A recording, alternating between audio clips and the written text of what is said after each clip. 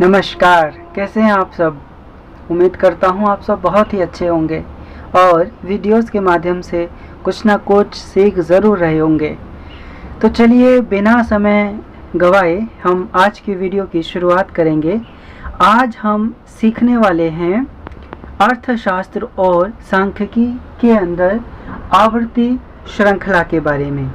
आवर्ती श्रृंखला क्या होती है, आज हम इसे पढ़ेंगे।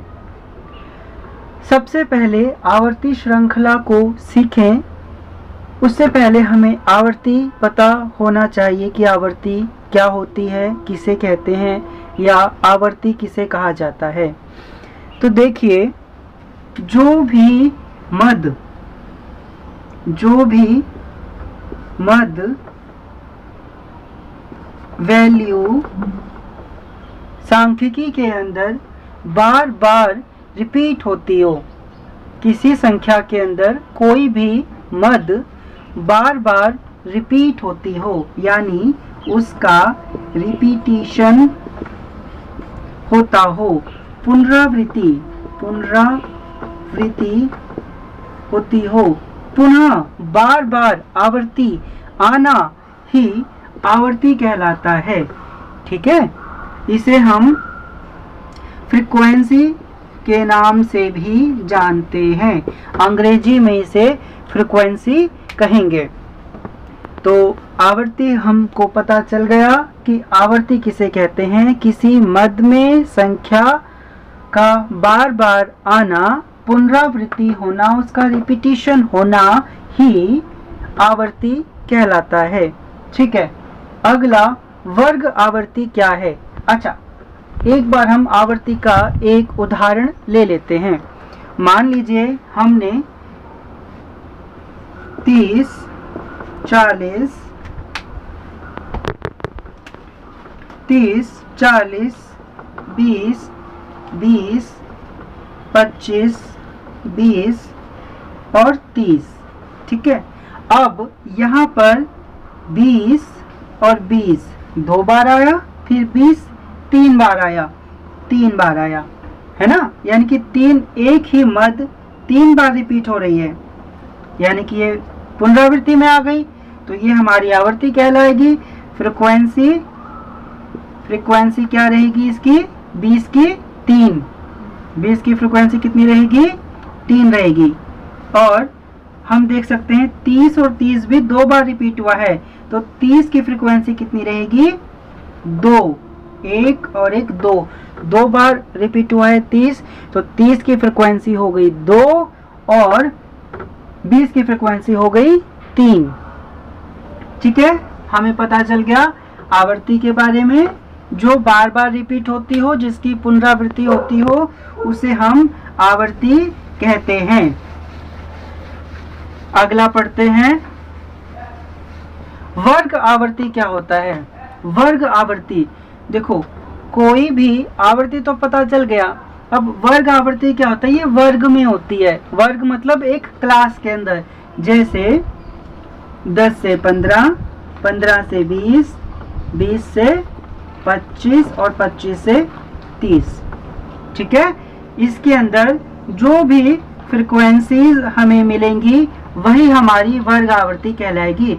10 से 15, 15 से 20, यानी कि इनके अंदर हमें क्लास इंटरवल मिलेंगे, वर्ग अंतराल मिलते हैं, वही हमारे वर्ग आवर्ती कहलाएंगे। ठीक है, पहली जो संख्या होती है उसे निचली सीमा, और जो उसके बाद वाली संख्या होती है उसे ऊपरी सीमा कहा जाता है। इसे हम लोअर लिमिट और अपर लिमिट के नाम से जानते हैं। वर्ग आवर्ती समझ में आ गया। अगला करते हैं मिलान रेखाएं। मिलान रेखाएं क्या होती हैं, जो भी हमारी फ्रीक्वेंसी आई, मान लेते हैं वर्ग आवर्ती का ही उदाहरण लेते हैं, 10 से 15, 15 से 20, 20 से 25 और 25 से 30। ठीक है, ये हो गया हमारा वर्ग आवर्ती। और वर्ग आवर्ती में हमारी फ्रीक्वेंसी रही, उदाहरण के तौर पर माना हमने 4 5 3 2, ठीक है। तो मिलान रेखाएं हम कैसे करेंगे, यहाँ लिख लेते हैं मिलान रेखाएं। देखो मिलान रेखाएं करने के लिए जितनी बार जो आवृत्ति आई है उसे हम सीधी खड़ी रेखाओं में व्यक्त करेंगे। इसे हम टैली बार के नाम से भी जानते हैं, टैली बार, ठीक है। अब देखो 4 फ्रीक्वेंसी आई हमारी 10 से 15 वर्ग अंतराल की, मिलान रेखाएं 4, यानी कि 4 सीधी खड़ी रेखाएं आपने खींचनी है, बराबर बराबर, 1 2 3 और 4। अगली आई 5, तो देखो 1 2 3 4, 5 में कैसे करेंगे, एक तिरछी रेखा इनको मिलाती हुई, ठीक है।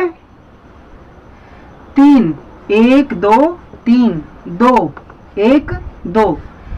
ये बात ध्यान रखें, कभी भी जब आपको 5 आवृत्ति को लिखना हो मिलान रेखाओं में, तो हम 1 2 3 4 5 रेखाएं ना खींचकर अंतिम वाली रेखा को चारों रेखाओं के साथ मिला देंगे, ठीक है। मान लेते हैं अगली फ्रीक्वेंसी 8 हो, है ना, 30 से 35 ले लेते हैं वर्ग अंतराल, ये फ्रीक्वेंसी 8 है, तो मिलान रेखाएं कैसे बनाएंगे, 1 2 3 4 5 6 7 8, ठीक है। आवर्ती समझ लिया, वर्ग आवर्ती कर लिया, मिलान रेखाएं कर ली। अब आता है हमारा आवर्ती श्रृंखला 2 भागों में विभक्त है, 2 भागों में इसको बांटा गया है। पहला खंडित श्रृंखला, दूसरा अखंडित श्रृंखला।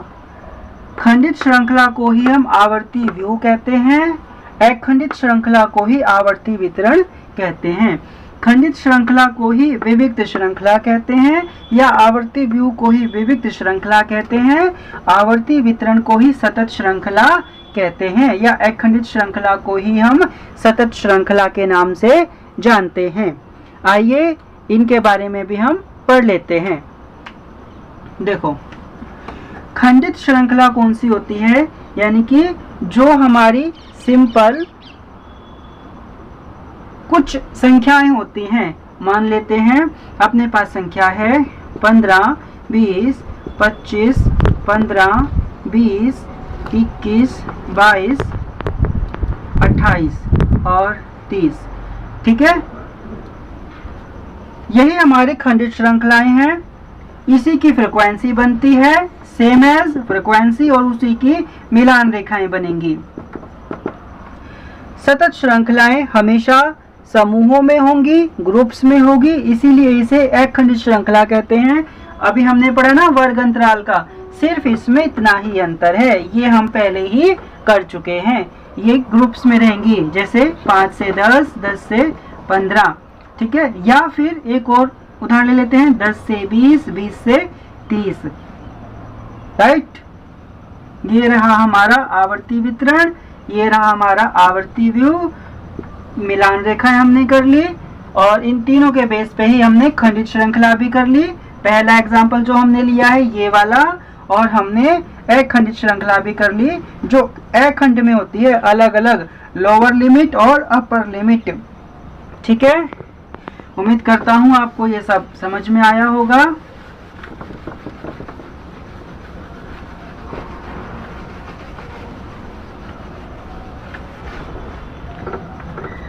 एक हम पढ़ लेते हैं वर्ग अंतराल। वर्ग अंतराल, क्लास इंटरवल।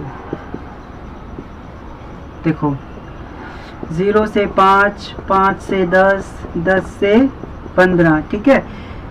जितना इनके बीच में अंतर है, अब हम मान लेते हैं 10 से 15 के बीच में कितने का अंतर है, 5 का। 5 से 10 के बीच में कितने का अंतर है, 5 का। 0 से 5 के बीच में कितने का अंतर है, 5 का, ठीक है। ये हमारे वर्ग अंतराल कहलाएंगे। एक आता है हमारा मध्य मूल्य, क्या होता है, या मिड वैल्यू किसे कहते हैं। तो देखो जब भी लोअर लिमिट और अपर लिमिट दोनों को आपस में जोड़ दिया जाए और 2 से भाग कर दिया जाए, वही हमारा मध्य मूल्य कहलाएगा। इसी का ले लेते हैं 5 और इसका ले लेते हैं 10 और 15 का। 10 प्लस 15 यानी कि ये हो गया लोअर लिमिट, ये हो गया हमारा अपर लिमिट बटे में 2। इसको दोनों को जोड़कर 2 से भाग करना है। तो ये कितना आ गया 10 और 15 कितना हो गया 10 और 10 20 25 बटे में 2 कितना आ गया 12.5। तो ये हमारा आ गया मध्य मूल्य। ठीक है, ठीक वैसे 5 और 10 का जोड़ लेंगे। 5 प्लस 10 बटे में 2 यानी कि 15, 15 बटे में 2 यानी कि 7.5। ये आ गया हमारा मध्य मूल्य। तो ऐसे हमें निकालने होते हैं मध्य मूल्य। उम्मीद करता हूँ आपको समझ में आए होंगे ये टॉपिक्स। अच्छे से अपने टॉपिक्स की रिवीजन कीजिए और कुछ समझ में ना आए तो कमेंट बॉक्स में आप कमेंट कीजिए। वीडियो यदि अच्छी लगे तो जल्दी से वीडियो को लाइक कीजिए, शेयर और कमेंट करना मत भूला करो। और चैनल पर यदि पहली बार आए हो तो जल्दी से चैनल को करो सब्सक्राइब। अब मिलेंगे अगली वीडियो में कुछ नया सीखने के लिए। तब तक के लिए नमस्कार और टेक केयर।